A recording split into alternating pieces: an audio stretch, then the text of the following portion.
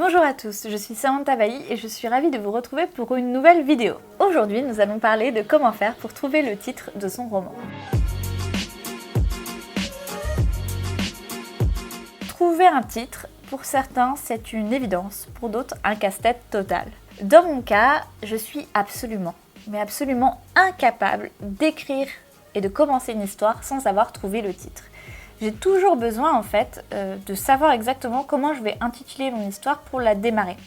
Je sais que certains par exemple décident de trouver un titre de travail, donc ils se lancent sur un roman et voilà, ils appellent ça projet 1, projet 3 ou n'importe quelle phrase qui leur vient à l'esprit pour démarrer le livre et se dire que quand ils l'auront terminé, ils vont lui trouver un titre. Alors certains aiment bien comparer une œuvre littéraire à un bébé qu'on porterait en soi. En tout cas, ce qui est sûr, c'est qu'il y a dans le processus artistique quelque chose qui est de l'ordre de la gestation à l'intérieur. Et moi, on va dire que j'ai besoin de savoir directement comment je vais appeler mon bébé. À propos du titre, ce qu'il faut savoir, c'est que quand vous êtes publié, le titre, normalement, est l'apanage de l'auteur. Néanmoins, un éditeur peut par exemple vous demander éventuellement de changer votre titre s'il trouve vraiment que votre titre en soi est sympa, mais pas du tout assez évocateur ou pas du tout assez commercial. De mon côté, ça m'est arrivé pour plusieurs romans. Par exemple, sachez que Ce qui nous lie s'intitulait à la base Toile. Alors moi, j'ai vraiment une grosse tendance à adorer les titres avec un seul mot comme ça. Genre oraison, toile, des choses comme ça, qui finalement, moi, me parlent en tant que telles, mais qui ont parfois un petit côté un peu intello, un peu réducteur, il est vrai. Et du coup, j'ai dû choisir un autre titre pour ce qui s'appelait Toile. Et j'ai décidé finalement après bien des essais, oh là là, vraiment beaucoup d'essais. Ce qui nous lie a failli s'appeler Au fil de nous. Et j'étais moyen convaincue par Au fil de nous. Donc, Ce qui nous lie, c'était un très bon compromis avec l'éditeur qui ne voulait pas rester sur Toile. Et c'est vrai que Toile, quand j'y repense avec du recul, on aurait pu penser à une toile de peinture. Moi, je pensais évidemment à la toile, au réseau évidemment de liens qui unissaient les gens. Donc, on s'est mis d'accord sur Ce qui nous lie. Nos âmes jumelles, c'est pareil, j'ai mis beaucoup de temps avant de trouver ce titre. Ça a été le fruit d'une grande réflexion. J'en avais discuté avec notamment une amie, Aurélie, qui se reconnaîtra, qui m'a beaucoup aidé à me débloquer sur le sujet. Parce que voilà, je l'avais appelé Tram, Tram Jumelle en fait, comme le nom du fanzine. Et en effet, je savais moi-même que c'était pas du tout un titre parfait, mais dans ma tête, il s'appelait comme ça à ce moment-là. Et j'ai réussi ensuite à le rebaptiser avec Nos âmes jumelles. Et vraiment, je m'étais cassé la tête à me dire comment je vais trouver un titre qui évoque très exactement l'idée de l'amitié fusionnelle. Et de fil en aiguille, en échangeant des idées, j'en suis venue à Nos âmes jumelles. Alors, comment trouver un titre ? Un titre, qu'est-ce qu'il doit être ? Un titre, ce que je trouve intéressant, c'est que finalement, c'est le fil rouge de votre roman. C'est un peu comme la couverture, je trouve, dans ce sens-là. C'est un franc parti pris de ce que vous allez dire en plus. C'est-à-dire que finalement, un titre, il peut donner une lecture complètement différente sur un livre.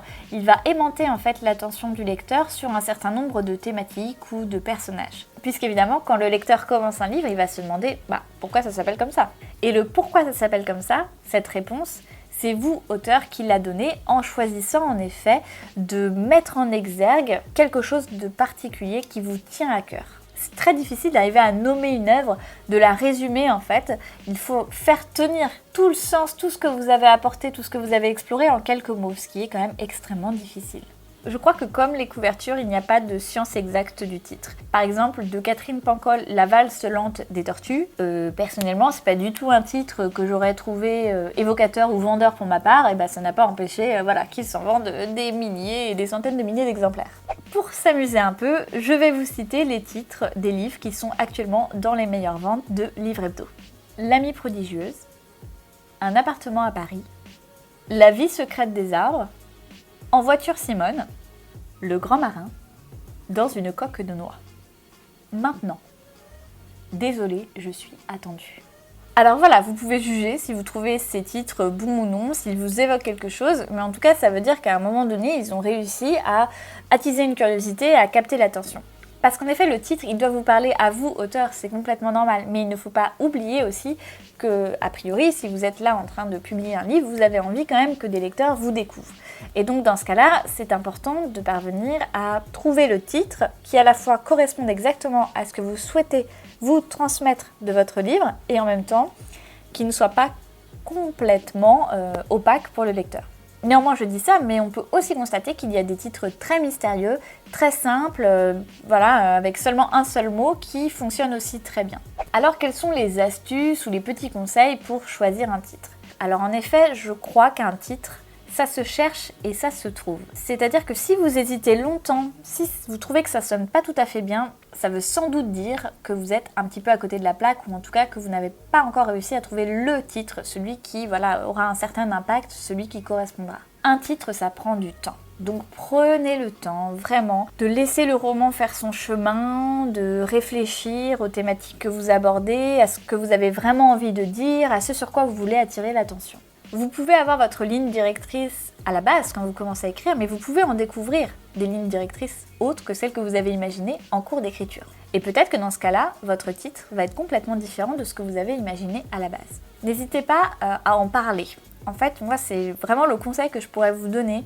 C'est finalement les idées, évidemment, elles viennent de vous, mais rien de tel qu'un peu de stimulation intellectuelle, de dialogue avec vos proches, vos amis ou même de parfaits inconnus, pour essayer de trouver, d'avoir le déclic, la petite étincelle. N'hésitez pas à faire des listes de mots ou d'expressions qui se rapprochent le plus possible de votre livre. C'est-à-dire d'essayer en fait de créer votre petit laboratoire des mots, de mettre sur papier tout ce qu'évoque votre livre, tout ce que vous avez eu envie d'essayer de dire et de voir si vous trouvez par-ci par-là des mots qui vont aller ensemble, des correspondances, une expression, quelque chose qui sera parlant. En fait, le plus difficile à trouver, c'est le plus simple, c'est-à-dire que c'est l'évidence. Un titre, il doit être pour vous évident, il doit couler de source. Quand vous le trouvez, quand vous le prononcez, vous vous dites « bah ouais, c'est ça, c'est mon titre, c'est mon livre ». Comme si finalement vous aviez exactement trouvé le nom de ce que vous avez créé. Si vous voulez vous amuser un petit peu, je vous mets en barre d'infos des générateurs aléatoires de titres si vous avez envie, voilà, comme ça, de rigoler un peu et puis de laisser faire le hasard, on ne sait jamais. J'espère que cette vidéo vous a plu. N'hésitez pas, comme d'habitude, dans les commentaires à me poser des questions, à me livrer vos impressions. Et puis je vous dis à très bientôt pour une nouvelle vidéo.